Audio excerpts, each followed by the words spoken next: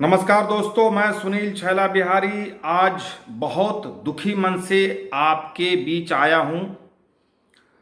आपको पता ही है कि होली के दिन बलथर बेतिया में जो घटना घटी, ऐसा सुनने में आया कि डीजे बजाने की वजह से एक बच्चे को गिरफ्तार करके पुलिस ले गई और रात में वहाँ पे उसकी मौत हो गई। घर वाले का ऐसा आरोप है कि पुलिस की पिटाई से मौत हुई है। हुआ होगा, क्योंकि पुलिस वाले अक्सर ऐसा करते हैं कि जब भी किसी को अरेस्ट किया जाता है और थाने में लाया जाता है तो पुलिस वाले उसकी पिटाई करते हैं। मुझे लगता है कि वजह सिर्फ होता है उस पर दबाव बना के पैसा वसूली कार्यक्रम, और मुझे ऐसा लगता है कि शायद ये जुर्म है कि पुलिस को भी किसी को पीटना नहीं चाहिए, लेकिन पुलिस पिटाई करती है। तो अभी अगर उसकी पिटाई हुई है और थाने में उसकी मौत हुई है और उसके गुस्से में दूसरे दिन पूरे इलाके के लोग गुस्से में जाके उन्होंने थाने में तोड़ फोड़ किया और एक पुलिस वाले की भी हत्या हुई। मैं इस घटना की निंदा करता हूं, ऐसा बिल्कुल नहीं करना चाहिए। इसकी जितनी निंदा की जाए वो कम है। लेकिन क्या आपको नहीं लगता है कि यह जो भी घटना घटी है वह कहीं न कहीं अब पब्लिक का उबाल है। पब्लिक को अब लगता है कि बहुत हो गया, या तो पुलिस प्रशासन से लोगों का विश्वास उठ रहा है। ऐसा लगता है कि पुलिस वाले यही करते हैं, जो उनको करना चाहिए वो नहीं करते हैं, और इसकी वजह से उन्होंने गुस्से में इस घटना को अंजाम दिया।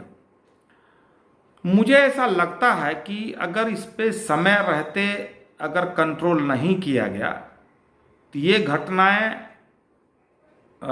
कम होने के बजाय और बढ़ेगी ही।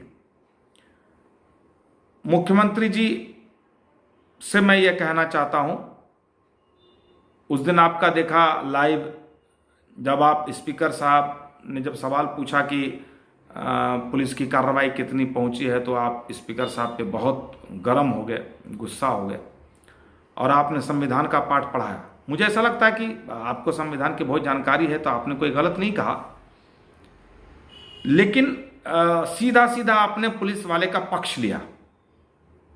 शायद एक मुख्यमंत्री होने के नाते यह भी जरूरी है कि आप पुलिस वाले का पक्ष लें, क्योंकि पुलिस वाले का पक्ष नहीं लेंगे तो फिर पुलिस काम कैसे करेगी। लेकिन क्या आपको पता नहीं है कि अगर पुलिस वाले को इस तरह से छोड़ दिया जाए तो पुलिस किस दिशा में जाएगी? आपको नहीं पता है कि आपका जो इतना महत्वाकांक्षी कार्यक्रम है दारू बैन का, उसकी धज्जी सिर्फ पुलिस वाले ने उड़ाई है। अगर पुलिस वाले चाह लें तो उनके इलाके में एक भी दारू का बोतल नहीं घुस सकता है। और मैं सीधा सीधा आरोप लगा रहा हूं पुलिस पे कि जहां भी दारू का ये बिक्री कार्यक्रम चल रहा है, होम डिलीवरी चल रहा है, सब पुलिस वाले की मिली भगत से। क्योंकि अभी हम लोग भी, मैं 1 साल तक गांव में रह के आया हूं, अभी मैं मुंबई आया हूं, और इस बार मेरी भाभो श्रीमती पिंकी देवी जी पौरा ग्राम पंचायत की मुखिया चुनाई हैं, और मैंने 13 महीने तक पुलिस वालों का रवैया देखा। एक पुलिस वाला शरीफ आदमी को कोऑपरेट करने के लिए तैयार नहीं है। और इन बातों की अगर इन बातों को हम आगे कहना चाहें, मतलब कि डीएसपी साहब को, एसपी साहब को,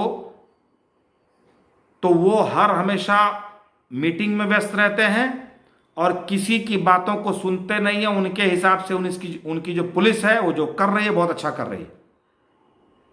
अगर मुझसे कोई संपर्क करे तो मैं ज्यादा अच्छे से बता पाऊंगा कि पौरा ग्राम पंचायत में, पौरा थाने की पुलिस का रवैया क्या है। और मैं होली के दिन लाइव आके मैंने बोला कि अगर पौरा ग्राम पंचायत में कुछ भी होगा तो उसकी पूरी रिस्पॉन्सिबिलिटी उस थाने की पुलिस की होगी, खगड़िया पुलिस की होगी। क्योंकि एक साल में हम लोगों की कोई बात नहीं सुनी जा रही है, बल्कि हमारे जैसे व्यक्ति को तो और इंसल्ट किया जाता है, बेइज्जत किया जाता है। लेकिन मुद्दा हमारा वो नहीं है कि सुनील छैला बिहारी का क्या है। मैं ये कह रहा था कि आपने जिस हिसाब से माननीय विजय सिन्हा जी को कानून का पाठ पढ़ाया, संविधान का पाठ पढ़ाया, उससे पुलिस वाले का और मन बढ़ता है।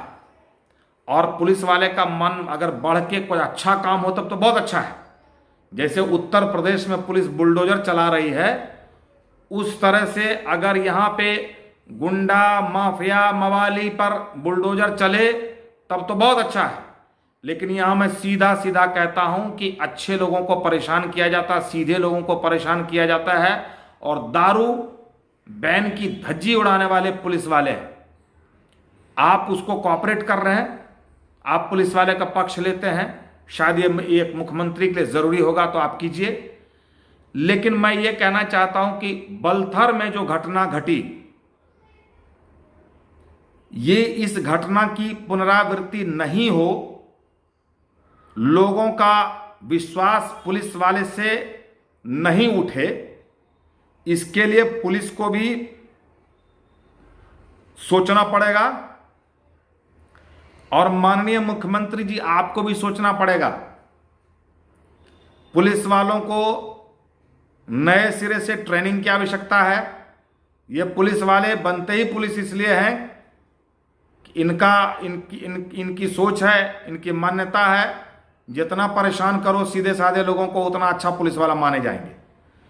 तो इस पर गौर करने की बात है। और आज भी अब जो पुलिस वाले की हत्या हुई है या थाने पर जो तोड़फोड़ हुआ है, उसके एवज में या उसके परिणाम स्वरूप जो कार्रवाई पुलिस की हो रही है, महिलाओं को जो पीटा जा रहा है, घर से लोग भाग रहे हैं। मैंने देखा मीडिया और सोशल मीडिया के माध्यम से फोटो, आजकल तो कहीं भी चला जाता है, महिलाओं को पीटा जा रहा है। और इसके बाद अगर फिर कोई बड़ी घटना घटेगी तो क्या होगा?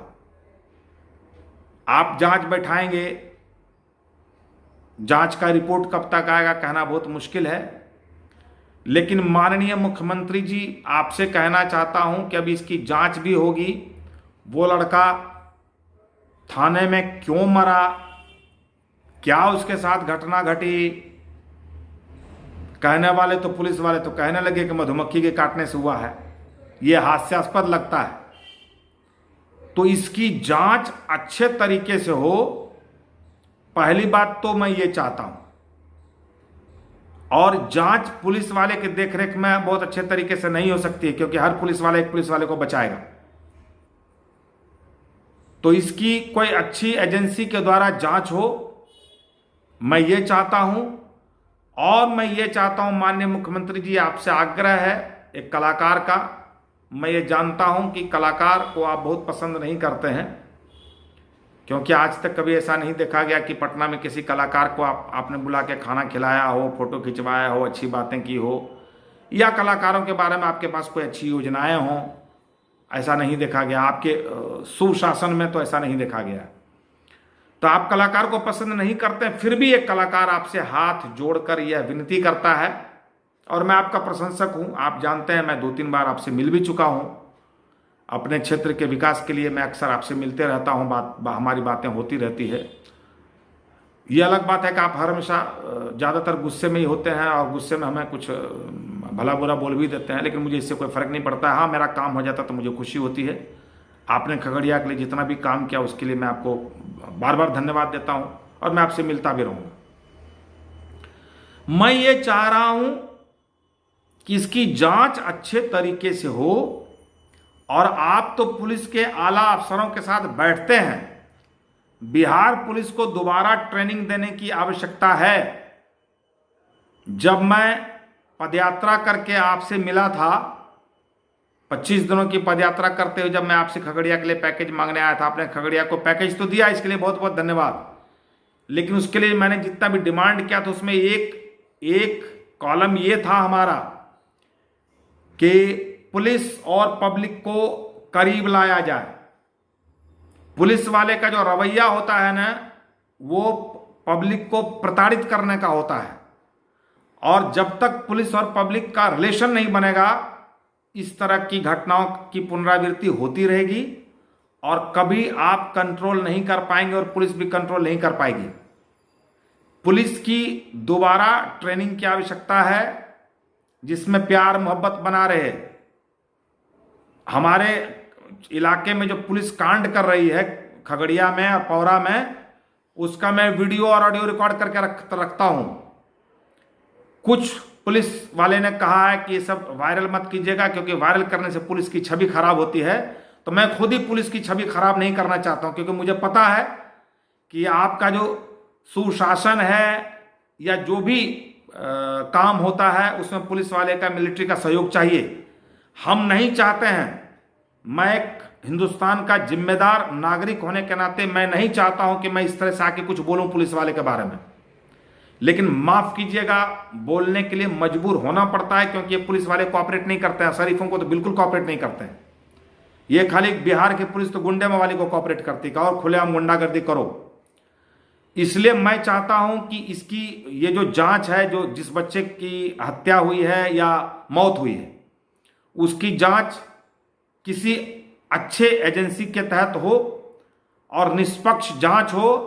और आज से मेरी आवाज एक कलाकार होने के नाते जहां तक जा पा रही है, मैं सबसे आग्रह करना चाहता हूं कि पुलिस वाले जो तांडव कर रहे हैं बलथर में, वो कृपया बंद किया जाए। बलथर जो बेतिया में है उसको बंद किया जाए, आम लोगों को प्रताड़ित नहीं किया जाए, वरना पब्लिक का गुस्सा चरम पे अगर पहुंच जाएगा तो फिर आप लोग नहीं संभाल पाएंगे। और मैं आज बोलता हूं, अगर इस तरह की कोई भी घटना आगे घटती है तो इसके लिए आप खुद जिम्मेदार होंगे, पुलिस वाले और प्रशासन और मुख्यमंत्री जी आप भी। क्योंकि आपने जिस तरीके से स्पीकर साहब को डांटा है, वो बिल्कुल हम जैसे समझदार लोगों को या हम जैसे जागरूक नागरिकों को पसंद नहीं आया होगा। मुझे लगता है कि विपक्ष के नेता को भी नहीं पसंद आया आपका ये तरीका, कि इस तरीके से। हाँ, उनको आप अच्छे तरीके से समझा सकते थे। कानून का पालन करना, संविधान का पाठ पढ़ाना, ये सबको पता है, सबको करना चाहिए, तभी ये देश चलेगा, नहीं तो ये देश नर्क हो जाएगा। इसलिए मैं आग्रह करना चाहता हूं, और मेरी भाषा अगर किसी को पसंद नहीं आई होगी, मेरे बोलने का तरीका अगर पसंद नहीं आया होगा, तो मैं उसके लिए माफ़ी चाहता हूं। आप इस बात पे मत जाइएगा कि मेरा बोलने का तरीका क्या है। आप इस बात पे जाइएगा कि मैं बोलना क्या चाहता हूं, उसका भावार्थ क्या है। और मैं अपने दर्शकों से कहना चाहूँगा कि इस वीडियो को फैलाइए लोगों तक, ताकि आम लोगों तक जाए। और आपसे मैं कहना चाहता हूं कि आम लोग इसके लिए खड़े होइए, कानून को हाथ में मत लीजिए। थाने में तोड़फोड़ करना, पुलिस वालों को पीटना, ये हम नहीं करना चाहते हैं। लेकिन ये मैं जरूर चाहता हूं कि आप लोग जगिए और अपने हक की लड़ाई लड़िए। मैं बहुत जल्द एक सेना का निर्माण करूंगा जो भ्रष्टाचार से लड़ेगा, जो पुलिस वाले का ये जो जुल्म सितम है, इससे लड़ाई करेंगे हम लोग। इसके लिए मैं बहुत जल्दी एक सेना का निर्माण करूंगा। लेकिन मैं अभी से कह देता हूं कि हम कानून को हाथ में नहीं लेंगे, शांतिपूर्वक तरीके से लड़ेंगे। और शांतिपूर्ण तरीके से गांधी जी ने बताया हर समस्या का समाधान है। इसलिए आप इस वीडियो को फैलाइए। अगर यूट्यूब पर देख रहे हैं तो हमारे यूट्यूब चैनल को सब्सक्राइब कीजिए, और अगर फेसबुक पर देख रहे हैं तो हमारे फेसबुक को फॉलो कीजिए और लाइक कीजिए। बहुत बहुत धन्यवाद।